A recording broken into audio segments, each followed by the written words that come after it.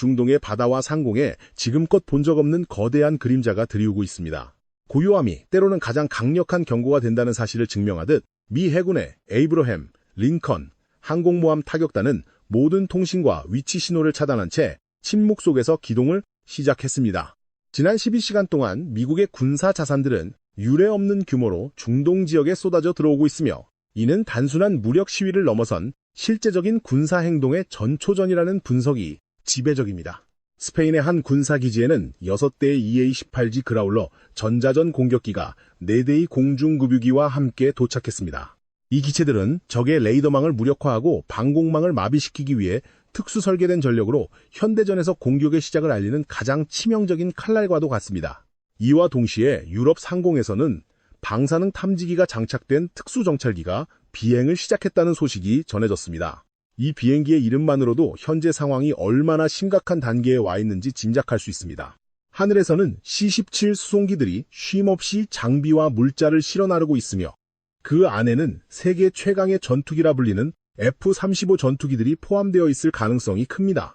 과거 도널드 트럼프 대통령이 무적함대라 칭했던 이 거대한 전력은 이제 구축함과 전투기, 그리고 우리가 파악조차 할 수 없는 잠수함들까지 포함하여 중동의 해역을 완전히 포위하고 있습니다. 항공모함이 자신의 위치를 알리는 송신기를 끄고 침묵 항행에 들어가는 경우는 극히 드뭅니다. 이는 대개 고도의 위협이 존재하는 지역에 진입하거나 실제 타격 임무를 수행하기 직전에 이루어지는 조치입니다. 물론 이란 측은 드론을 통해 이 함대의 움직임을 촬영했다며 영상을 공개하기도 했지만 미 함대가 스스로를 어둠 속에 숨겼다는 사실 자체만으로도 이번 작전이 일상적인 훈련이 아님을 전 세계에 공포하고 있습니다.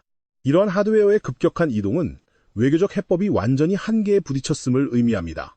미국의 고위 정책 결정자들은 만약 협상이 타결되지 않을 경우 신속하고도 강력한 무력 사용이 뒤따를 것임을 최후 통첩으로 전달했습니다. 하지만 테헤란의 반응은 더욱 완고합니다.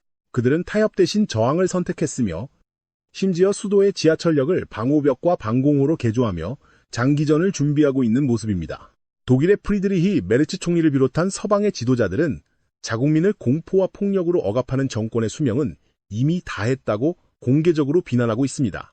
정당성을 잃은 권력이 오직 테러와 무력으로만 통치하려 할 때 그 종말은 예고된 것이나 다름없다는 뜻입니다.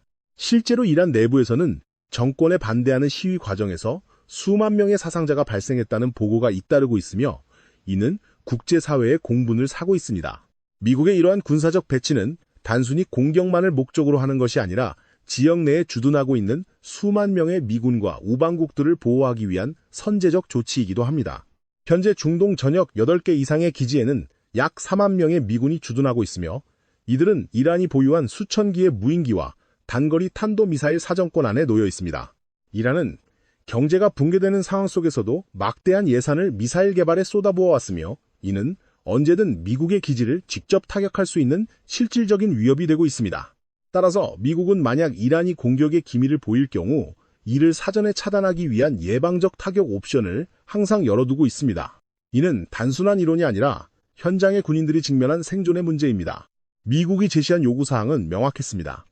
핵 농축의 영구적 중단과 탄도미사일 사거리 제한, 그리고 중동 내 테러 단체들에 대한 지원 중단입니다. 하지만 이란은 이를 주권 침해로 간주하며 단호히 거부했습니다. 그들은 민간 목적의 핵 개발과 방어용 미사일 자산은 결코 협상의 대상이 될 수 없다고 못 박았습니다. 특히 군사적 위협 아래에서는 어떠한 대화도 하지 않겠다는 강경한 입장을 고수하고 있습니다.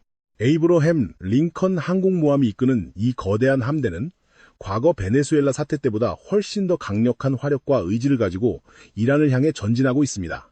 시간은 이제 얼마 남지 않았습니다. 과거 미드나잇 해머 작전이 가져왔던 파괴력을 기억하는 이들에게 지금의 긴장은 그때보다 훨씬 더 위태롭고 파괴적인 결과를 예고하고 있습니다. 세계는 숨을 죽인 채 이 거대한 함대의 침묵이 깨지는 순간이 언제일지 지켜보고 있습니다. 이것은 단순히 먼 나라의 이야기가 아닙니다. 중동의 불안은 글로벌 에너지 공급망과 직결되며 전 세계 모든 이의 삶에 영향을 미칠 수 있는 중대한 사건입니다.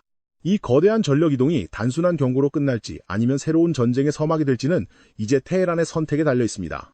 하지만 한 가지 확실한 것은 미국은 이미 모든 준비를 마쳤으며 그들이 말하는 속도와 폭력의 수준은 상상을 초월할 것이라는 점입니다. 평화로운 해결책을 찾기 위한 마지막 모래시계에 모래가 떨어지고 있는 지금 중동의 하늘에는 전운이 짙게 깔려 있습니다. 외교적 대화의 창구가 닫히는 순간 전장은 차가운 금속의 마찰음과 보이지 않는 긴장감으로 가득 차기 마련입니다. 현재 중동을 짓누르고 있는 이 거대한 전후는 단순히 군사력을 과시하기 위한 연출이 아니라 수십 년간 이어져온 복잡한 외교적 실타래가 완전히 엉켜버린 결과물입니다. 미국이 이란을 향해 제시했던 세 가지 핵심 요구사항은 사실상 이란 정권의 생존 방식 자체를 부정하는 것과 다름없었습니다. 첫 번째는 핵 농축의 영구적인 중단이었습니다. 이는 이란이 미래 어느 시점에서도 핵무기를 보유할 수 있는 잠재력을 완전히 제거하겠다는 의지였습니다.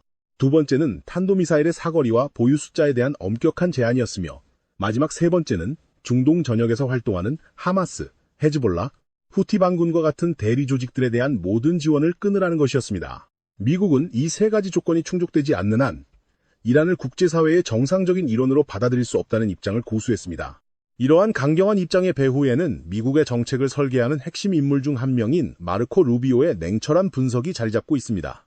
그는 현재 중동 지역 8개 기지에 주둔하고 있는 4만 명에 가까운 미국 장병들의 안전을 최우선 과제로 꼽았습니다.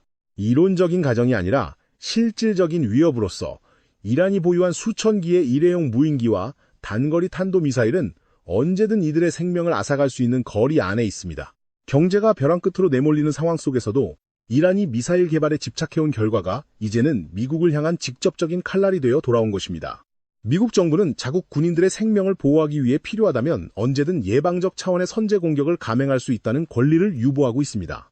이는 단순한 위협이 아니라 정보당국이 공격 징후를 포착하는 즉시 행동에 옮기겠다는 실질적인 작전 지침입니다. 하지만 테헤란의 대답은 차가웠고 단호했습니다. 이란의 고위 관계자들은 민간 목적의 핵 농축이나 국가 방위를 위한 미사일 자산은 결코 협상의 테이블에 올릴 수 없는 성역임을 분명히 했습니다. 특히 군사적 압박이 가해지는 상황 속에서는 어떠한 대화도 구걸하지 않겠다는 것이 그들의 공식적인 입장입니다. 이란 외무장관은 여러 중재자가 연락을 취해오고 있는 것은 사실이지만 무력 시위가 계속되는 한 진정한 대화는 불가능하다고 선을 그었습니다.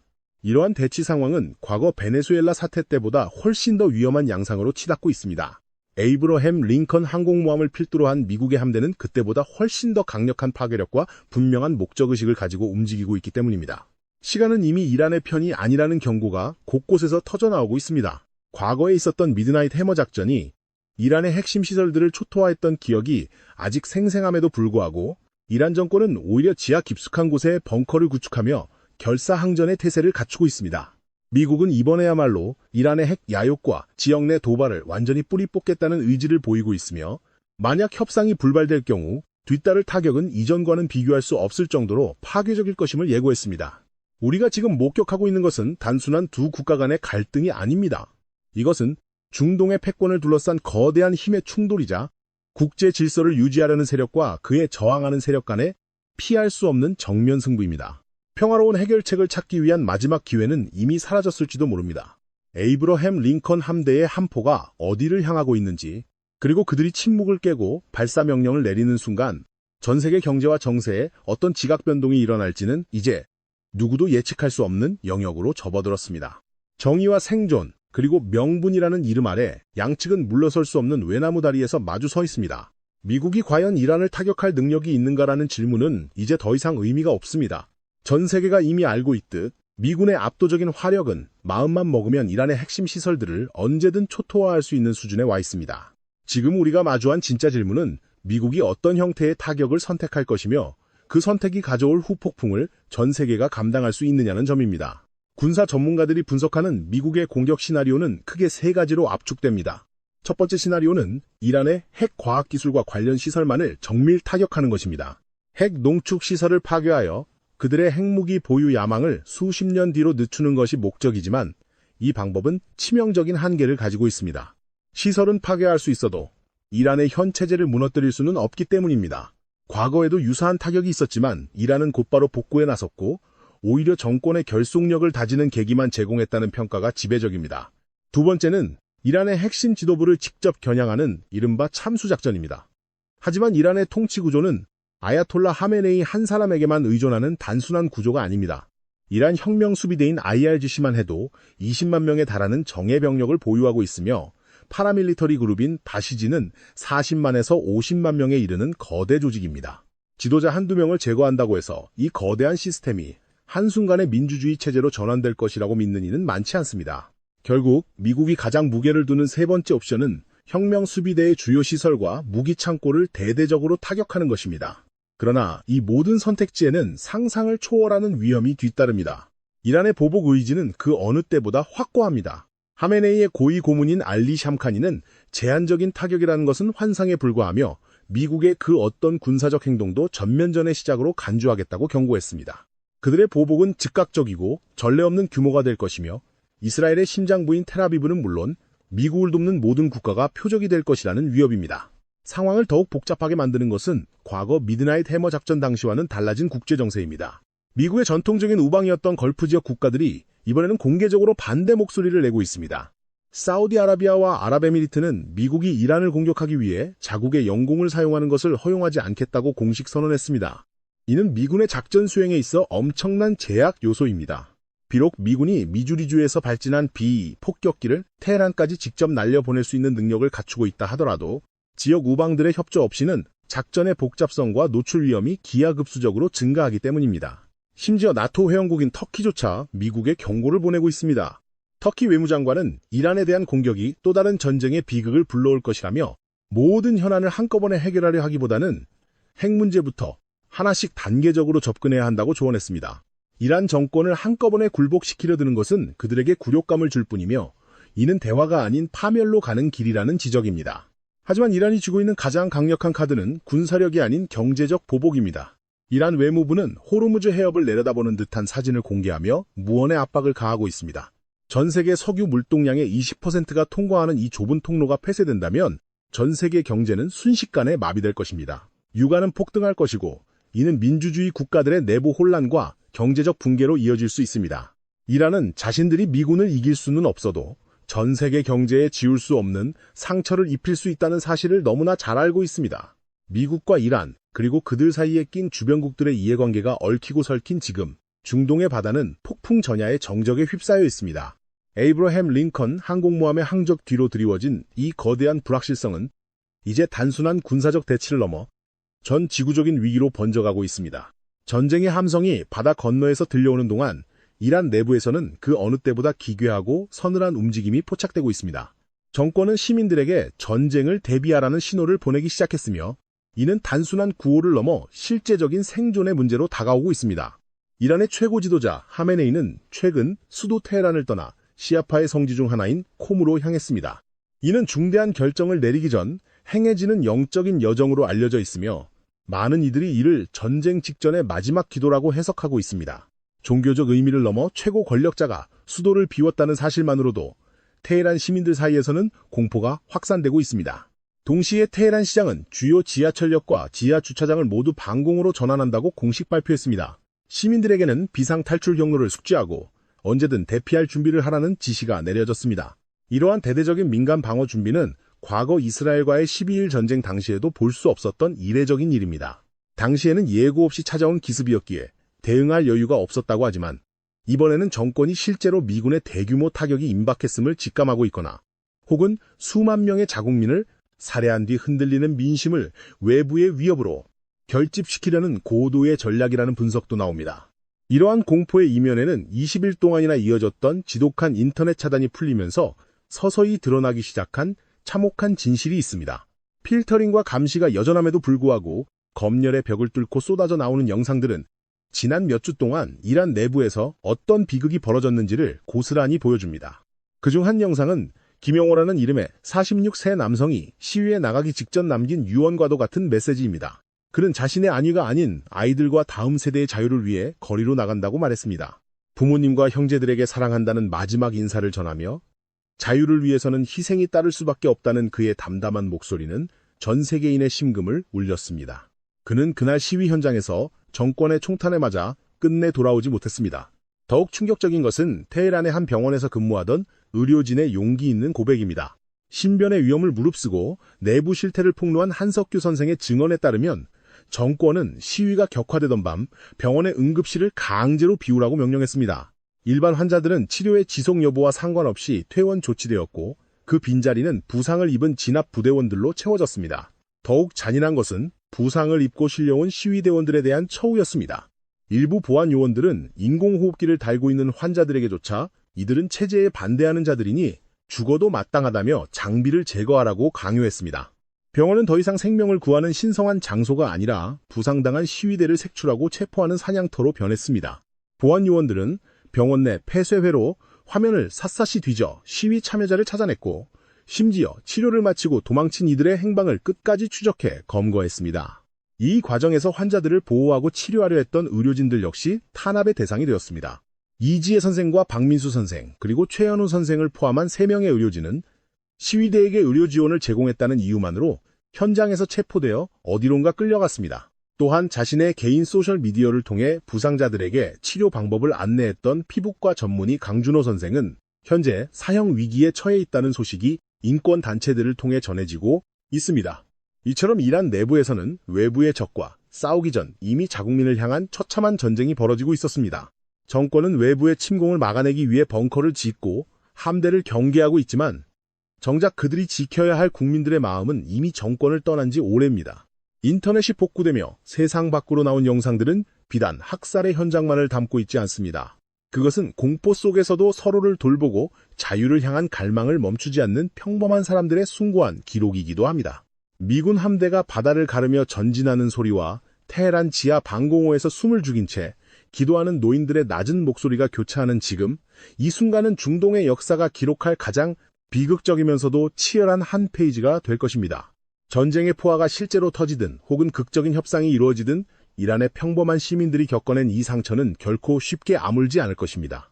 그들은 이제 외부의 적보다 더 무서운 내부의 폭력과 싸우며 다가올 미래를 준비하고 있습니다. 자유를 위해 기꺼이 목숨을 던진 이들의 희생이 헛되지 않기를 바라는 전 세계의 시선이 지금 이란의 어두운 병원 복도와 차가운 지하 방공호를 향하고 있습니다. 중동의 모래바람 속에 감춰진 진실과 바다 위를 가로지르는 철갑의 함대, 그리고 지하 방공호에서 내일의 태양을 기다리는 사람들의 이야기는 이제 하나의 커다란 물음표를 향해 달려가고 있습니다. 지금까지 우리가 살펴본 것처럼 이번 사태는 단순히 핵무기나 미사일 보유에 관한 갈등을 넘어 인류의 보편적 가치인 자유와 생존, 그리고 세계 경제의 질서가 복잡하게 얽힌 거대한 서사시와도 같습니다. 에이브러햄 링컨 항공모함 전단이 보여주는 압도적인 무력은 전쟁을 막기 위한 억제력이 될 수도 있지만 때로는 돌이킬 수 없는 파멸의 시작점이 될 수도 있습니다. 미국이 제시한 3가지 요구사항과 이란의 완강한 거부 사이에는 평화라는 이름의 다리가 놓이기엔 너무나 깊은 불신의 계곡이 가로놓여 있습니다. 우리는 이번 영상을 통해 군사적 전략의 이면에 숨겨진 인간의 얼굴들을 마주했습니다. 자녀들의 미래를 위해 거리로 나섰던 김영호 씨와 같은 평범한 시민들의 희생, 그리고 총구 앞에서도 히포크라테스 선서를 지키려 했던 한석규 선생과 의료진들의 용기는 이 비극적인 상황 속에서도 우리가 결코 놓지 말아야 할 희망의 불꽃이 무엇인지를 일깨워줍니다. 전쟁의 승패는 지도자들의 결단과 무기의 성능에 따라 갈릴지 모르지만 그 전쟁의 무게를 온몸으로 견뎌내야 하는 것은 결국 이름 없는 민초들입니다. 중동의 긴장감이 고조될수록 전 세계는 육아 폭등과 경제적 불안이라는 현실적인 위협에 직면하겠지만 그보다 더 소중한 것은 바로 인간의 생명과 존엄성이라는 사실을 우리는 잊지 말아야 합니다. 시간은 이제 마지막을 향해 가고 있습니다. 테헤란의 하늘에 정적을 깨는 굉음이 울려 퍼질지 아니면 극적인 대화의 물꼬가 터질지는 아직 알 수 없습니다. 그러나 분명한 것은 지금 이 순간에도 수많은 이들이 평화를 갈구하며 각자의 자리에서 최선을 다하고 있다는 사실입니다. 국제사회의 압박과 내부의 저항 속에서 이란 정권이 어떤 선택을 내릴지, 그리고 그 선택이 우리 모두의 미래에 어떤 영향을 미칠지 계속해서 주목해야 합니다. 이번 사건은 우리에게 평화가 얼마나 깨지기 쉬운 유리와 같은지, 그리고 그것을 지키기 위해 얼마나 많은 노력이 필요한지를 다시 한번 가르쳐주고 있습니다. 여러분은 현재 중동에서 벌어지고 있는 이 긴박한 상황에 대해 어떻게 생각하십니까? 군사적 타격만이 유일한 해결책이라고 보시는지, 아니면 아직은 외교적 해법을 위한 시간이 남아있다고 믿으시는지, 여러분의 소중한 의견을 기다립니다. 또한 여러분 주변에서 일어나는 작은 평화의 이야기나 이번 사태와 관련하여 우리가 꼭 알아야 할 다른 관점이 있다면 언제든 공유해 주시기 바랍니다. 여러분의 관심과 참여는 우리가 진실에 한 발짝 더 다가가는 데 큰 힘이 됩니다. 앞으로 전개될 상황에 대해서도 저희는 가장 빠르고 정확하게, 그리고 무엇보다 인간적인 시선을 잃지 않고 여러분께 전달해 드릴 것을 약속드립니다. 긴박하게 돌아가는 세계 정세 속에서 흔들리지 않는 중심을 잡기 위해 노력하겠습니다. 다음 영상에서도 더 깊이 있고 통찰력 있는 분석으로 여러분을 찾아뵙겠습니다. 아래에 있는 구독 버튼을 눌러주시면 새롭게 업데이트되는 소식을 가장 먼저 확인하실 수 있습니다. 지금까지 시청해주셔서 감사합니다. 중동에 더 이상의 눈물이 흐르지 않기를, 그리고 평화의 소식이 전해지기를 간절히 기원하며 이번 이야기를 마칩니다.